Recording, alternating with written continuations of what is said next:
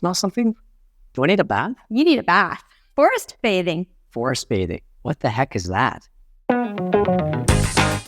Welcome back to Track Us Down. If you're just finding us, I'm Monique. And I'm Doug. Our channel is all about retiring, moving abroad, and living what we call a better second half of life. And part of that better second half of life here on Madeira, Portugal, forest bath. So what is forest bathing? Do you know what it is?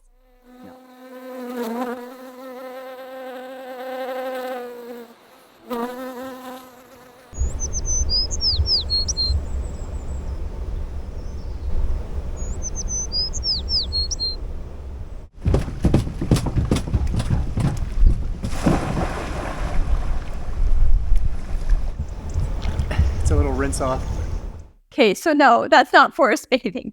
Forest bathing actually is a term that started being popular in the 1980s in Japan, where they were encouraging people who were getting burned out from tech, and I think that's just continued on since the 80s, to spend time in nature. And then in the 90s, people actually started researching it to see, is this good for you? Does it make a difference? And it absolutely does. Nature, spending time in nature is very important. We're about to head out for a hike, but not just any hike, part of their PR hiking system that they have all over Portugal. So what does PR mean? I think from what we learned last year on the mainland with all the PRs was Pequeno Ruta or something like that. It's in Portuguese. It's a Portuguese term. PR means petite route, a small route. And this is a small route, but it's kind of big. So the PR system is something they have all over Portugal, including here on Madeira, to mark out all their different hikes that they have. It's kind of a national hiking system. It starts with PR1 and goes up from there. Last year on the mainland, we did the PR1 on the mainland, which was along the Algarve, where you walk along the coast and you can look in all the sinkholes we saw from the water, but we also did the hike and it was really good. Here in Madeira, we're about to do the PR1. So the PR1 is the most famous hike here. It's the Pico to Pico, one peak to another peak, and it is rated as moderately difficult. So it is more of a challenging hike, but we're excited to take it on. We've tried to do this hike a few times in the past. We've gone there and it's been pouring rain, super cold, too cloudy. If it's dangerous, it's not worth doing. This time, all signs are looking positive. For this hike, because it is a one-directional hike and you would have to hike back, we definitely are up to doing there and back, but because we have Mr. Leo here at home, we can't be gone for that long period of time. Thanks to one of our viewers who gave us a great tip on a pickup service. It's a service that drops you off at the beginning of the hike and picks you up at the end. That's what we're going to do. So we're excited to do this hike and also to do forest bathing. So of course, one of the slogans here on Madeira for the island is Madeira is nature. And there's a lot of it here, from the ocean right up to the mountains. To me, forest bathing, when we go for our walks in our levadas, there's so many eucalyptus trees around and pine trees and flowers. The scents are incredible. It's like aromatherapy, fresh aromatherapy. It is the real thing. We're just bathing in that and it's so relaxing. So I look forward to this, whether it's the views in the canyons or in the deep forest with all those scents. So we're walking now. Yeah.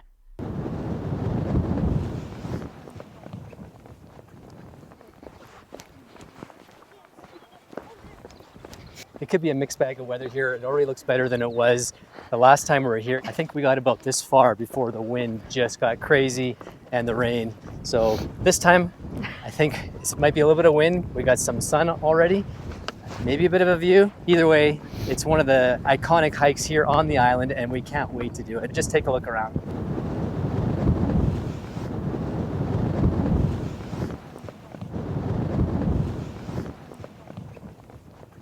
The first part's pretty much all down, which is really easy. Yeah. Knowing that at the end, it's pretty much all up. So kind of what they say also, what goes down must go up. Kind of like that, yeah. What goes up must go down. It works both ways. But Look how pretty this is. Yeah, the beginning of this hike, it's a lot of this, straight down. Not straight down, but a nice easy path down. So here we are. As you can see, it's a little bit windy. Really glad that we have wool hats, or I have a wool hat. I don't like my head getting cold. That and a fleece, maybe something for wind, is all you need. I have a feeling we're going to be taking these things off as we start the hike. It's starting to get sunny. You know, we read the research that says that it's good for you, but until you're actually out there in nature, and nature wherever you are, we're lucky to be here in Madeira and have access to this beautiful island. But we've had forest bathing experience all over North America in all sorts of places, and You get that feeling, like Doug said, whether it's the eucalyptus or the pine leaves, the scent, the being away from everyone and feeling that alone, and the importance of walking. And of course, not just up in North America. For me, one of the best forest bathing moments, I think, was when we were doing the Tour de Mont Blanc, 170 kilometers around the highest mountain ridge in Europe. You're walking through these enchanted forests. You come out to these amazing views in the Alps. And I think Madeira has so much to offer just like that. It reminds me a lot of that kind of thing. All right, it's already, we're what, 10, 15 minutes in, 20 minutes in, and we're already shedding our wind jackets. Maybe go down to one fleece. And I think I'm gonna go down to shorts here right away, zip off my pants, because it doesn't take long to work up some heat. The wind comes and goes, but if you're generating enough heat, you'll be fine. If you stop too long, then you get cold. I'm definitely gonna take the wool hat off, put my ball cap back on. It was nice for the start, but I think that's the thing about hiking is you come prepared for the worst weather and you're actually glad when you have to carry most of the warm weather clothes. So here we go. Yeah, you get some of these big staircases that just go up and up and up. It's a bit of a workout, but then we hit the flat part. The view here already, half an hour, 45 minutes in, is already beautiful. The sun is shining and lighting up the beautiful mountains. I love all the yellow flowers in the spring. So pretty. It's from that side where it's sun and beautiful. You take 5 steps, and on this side, it's nothing but a sheer drop into a cloudy hell.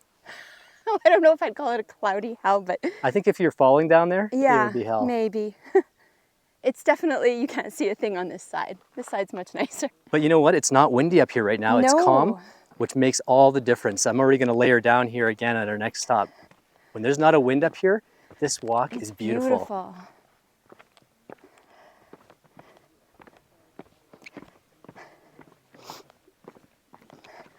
There's always such a different vibe starting a hike or ending a hike. At the beginning, it's so easy to be like cheerful and you see people coming back and they're all... Yeah, they're all red-faced and no huffing talking. and puffing. We're like that too. It's beautiful up here today. We lucked out finally. We totally did.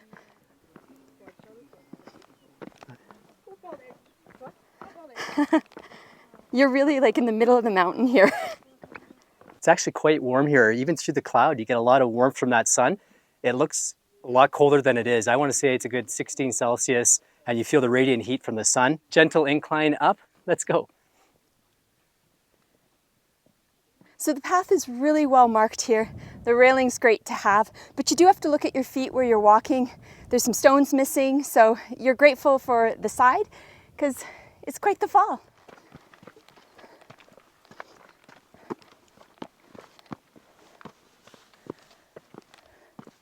Ooh, that's down. Yeah, this is a lot of stairs down now. I'm with a lot of people where I find going down harder on the knees and harder on the legs than going up. I'm with a lot of people who enjoy going down, dislike going up. It's true. What's hard about going down? It's jarring on your knees. Walk gently. Well, it's not always easy, the steep incline. So it's changed a little already. It's much more jungly, lots more plants. It's really pretty. Still clouds on one side and sunshine on the other. Everything leads down to a deep valley. But about an hour in and the fleece is about to come off as well. Yes. It's hot. I'm down to one base layer here. All right, we're about to head into the first of many tunnels on the way to the other side. Let's go in the tunnel. They say to watch your head and keep your phone on. I don't think you have to worry about your head. What is that supposed to mean? I don't even know how to turn my phone on. Okay, here we go. Ah, it's not bad at all. I don't have to worry about my head. I can't even touch the top. Watch where you're walking though. How many?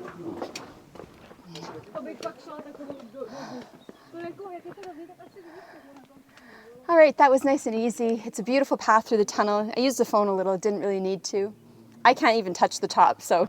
If it was raining here, you would have to go so slowly to not slide down. There's mud on the trail. Yeah. I would just hang out in the tunnel if it was raining and wait it out. What would you do? Well, I wouldn't want to be up there if it was raining. In the tunnel though? Well, the tunnel's safe, yeah. That's where I'd go. Do you have to come out of the tunnel? Not until it's sunny. It could be the next day or the next week. I packed extra sandwiches. We're good.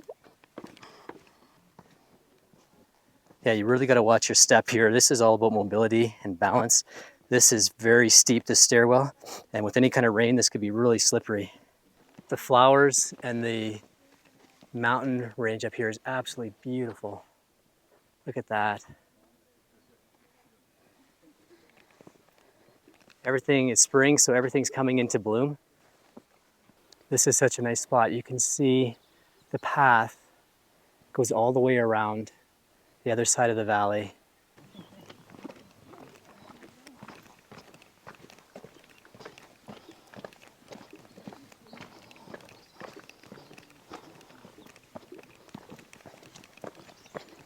Yes, a lot of uneven ground here, just natural rock.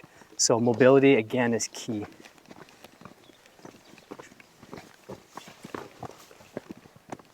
You have to have a good sense of balance and mobility to walk along these kind of paths. I know they said they had people into their 70s here, but you'd have to be really careful with that. It's not so much about age as it is about mobility, like you said, right? Absolutely. Like if you're stable and balanced, any age.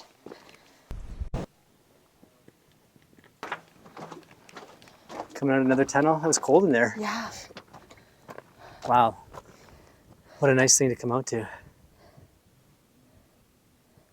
If you're someone who is not really used to hiking, and maybe you want to include that in your second half of life one day, take a look at some of the hikes that we're showing you because they can be motivational for you, whether that's starting to walk in the evening and working towards a longer walk, a longer hike, and moving that hike from the sidewalk in the city to outside in nature with an eye forward for one day in your second half of life, being able to spend time hiking. Getting too hot? Yeah. Me too. We are in the sunny side now. You know, so much of this hike, you can't really pull the camera out. I couldn't even take my phone out to take pictures. It's just not safe to do so. No, you always have to be watching your footing, and it gets pretty slippery with the mud and a bit of moisture, but also just the unstable ground. And there's so many people too. You always have to be, especially when you're going up and down those ladders and up and down those stairs, you have to stop and let people pass, and there's not much room. And you have to be mindful. Some people are having a harder time than others, so you kind of want to let them go by. It's a good hike. It's a challenge. I find that, I mean, not only is it the up and down, but it's also you're at a really high altitude up here. And if altitude affects your breathing, Yeah. that's another factor. I think I'm going to change down to a t-shirt up here. Me too. It's getting too hot. And we just climbed over a big peak, which we couldn't film. No. So in a rare moment, we found a little spot alone to have a little nut mixture, nuts and dried bananas, and take a little breather because it is beautiful. And if you don't stop to look, you're usually looking at your feet. So Look how dramatic this is here with the dead trees mixed in with the mist. And you can just see people going up through the mist, humans in the mist, going up to the top and up over the peak, I guess. But yeah, it's so dramatic. Some people can camp up here overnight. That'd be a very cold overnight tent, but it'd probably be beautiful. The end of the hike, that's quite the place to camp. I imagine it'd be very cold at night. it's beautiful up here. We're above the clouds. We're like airplane level. It's nice. This is beautiful. Check out the view. Well, we made it to the peak behind us. You can see the little lunch stop we had down there. And this is it. We're at the highest point. It's beautiful. What's it called again? Pico Ruivo. Pico Ruivo. It's about 7 kilometers, about 2.5 hours. It wasn't that hard at all. No, there and I think- back is easy to do. Maybe take about 4.5, 5 hours. Especially if you had a nice break here and a nice lunch. But we do still have a hike back. You can see down here. So this is 2.3 kilometers from the little place where you have lunch back to the parking lot in Textera. And it's really pretty because you are in the foothills now and it's much more lush, lots of flowers, lots of bees buzzing. It's really pretty and it's a nice easy walk back and we're almost there. So I haven't found this hike that hard at all. I would say if you have mobility and you're reasonably fit, there's all kinds of people up here, even people in jeans, which I find bizarre. But there's definitely older people doing the hike. They have poles, some of them. And Yeah, I didn't see a need for poles for us, but No. I guess they did.